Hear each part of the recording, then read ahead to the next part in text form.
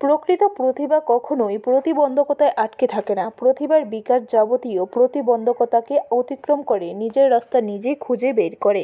আর এই প্রক্রিয়া নিরন্তরভাবে চলছে বলেই আমাদের সমাজ ক্রমান্বয়ে বলিষ্ঠ হচ্ছে। এই বলিষ্ঠ হওয়ার পথে এমন বেশ কিছু দৃষ্টান্ত উঠে আসছে যেগুলো প্রকৃত অর্থে সোনার ফ্রেমে বাঁধিয়ে রাখার মতো।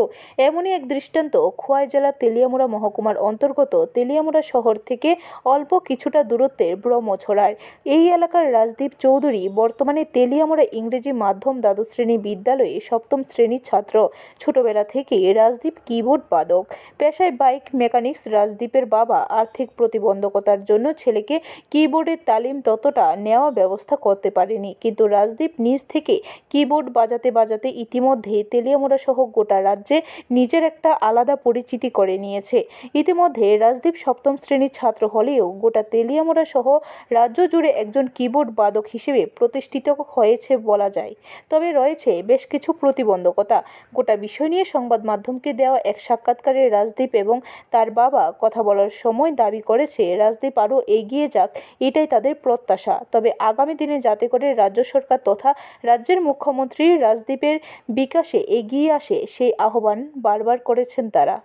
এখন দেখার বিষয় এই প্রতিবেদনের পরিপ্রেক্ষিতে রাজ্য সরকার তথা রাজ্যের মুখ্যমন্ত্রীর পাশে দাঁড়ায় কিনা।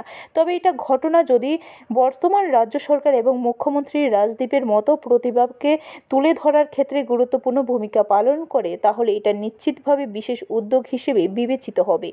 ছোটবেলায় তাকে ম্যাপ সম্বন্ধে একটু দেখতেও ভালোবাসতো। এরপরে এইভাবে বিভিন্ন রাজ্যের এবং ওয়ার্ল্ডের কিছু ক্যাপিটাল শিখছিল।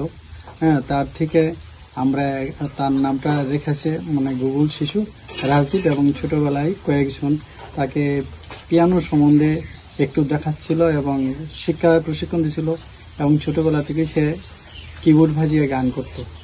সেই জন্যই আমরা গুগল শিশু হিসেবে নাম দিয়েছি ছোটবেলা থেকে।